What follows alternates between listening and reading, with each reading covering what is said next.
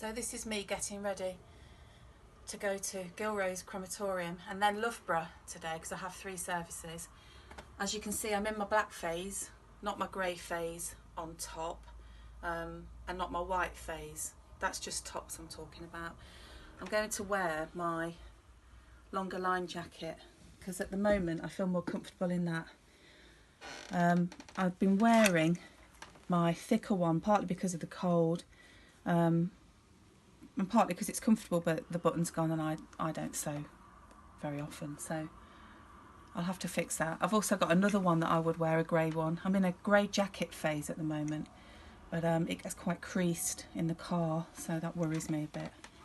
And then at some point this year, hopefully when I'm a bit thinner, I will revisit my navy blue phase, which I quite like. So what I've got to do now is I've got to straighten my hair, and I do have a ritual. And that ritual is that I listen to last night's episode of The Archers while I do that.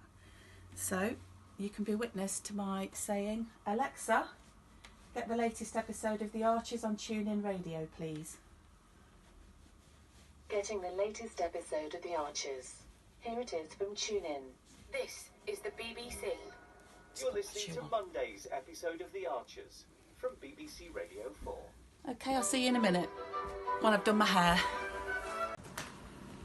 So what I have to make sure of when I'm getting ready to go is that I've got my notes from each service.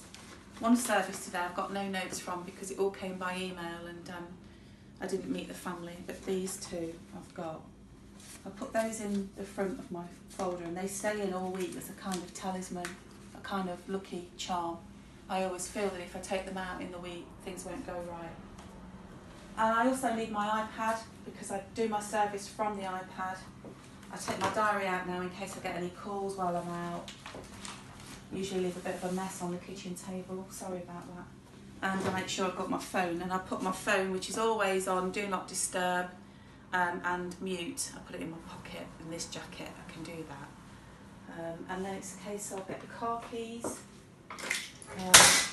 and the cooker's broken, fallen apart, okay, and go. Yeah, so as long as I've got my pieces of paper, everything, and of course if I've been given anything by families before the service, I'll make sure I've got that in my folder as well. And it's off to Gilrose.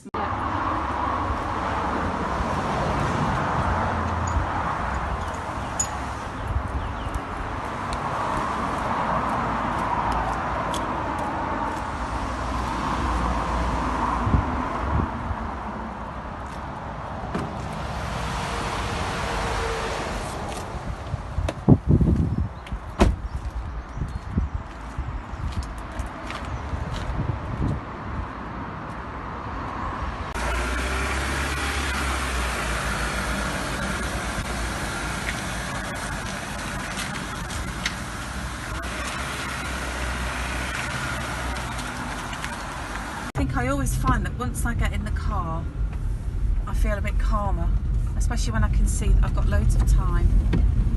Not that I would ever be late for a funeral, but I like to give enough time to be able to get there and check the music and have a chat with people, especially at Gilrose because my friend Diane works there. And she's been away this last 2 weeks, so I've got lots to talk to her about.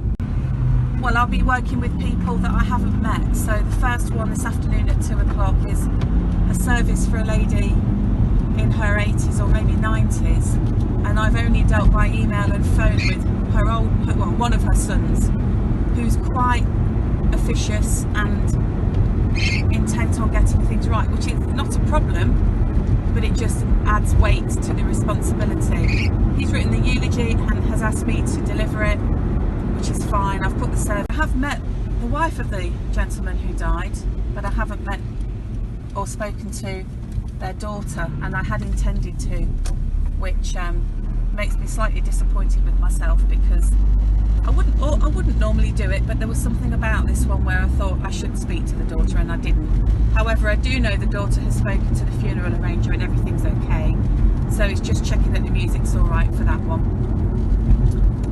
But the first one I have is at Gilrose. The other 2 are at Loughborough. The one at Gilrose, I'm slightly nervous because I know the family is divided. and I know that I'll be saying things that 2 of the ladies' 4 children don't agree with, and that's always slightly nerve-wracking when you can feel that kind of bristling from the congregation. But the son that dealt with me is the one that lived with her, with his wife, the one that looked after her, and he adored her, so I have to do what he wants. He is the client, there's no other way.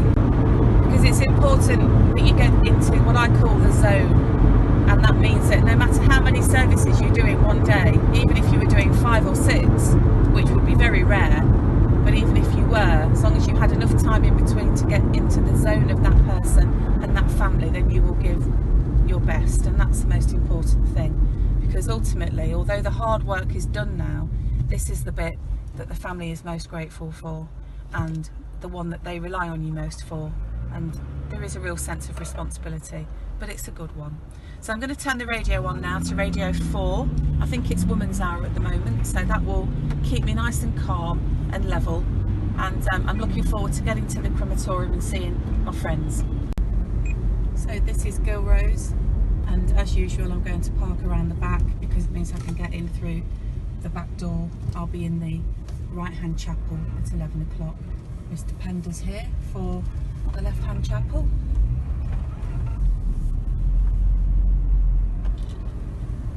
And this is where I usually park, just here. It's not long to walk to the back door.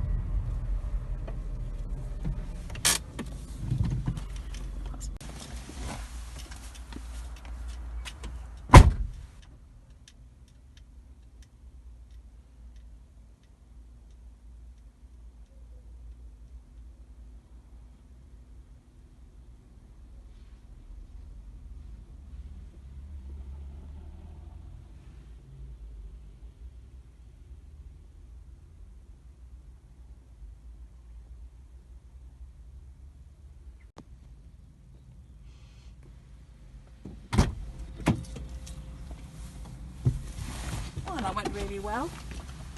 That was lovely. The family were very happy with it, even the divided family. So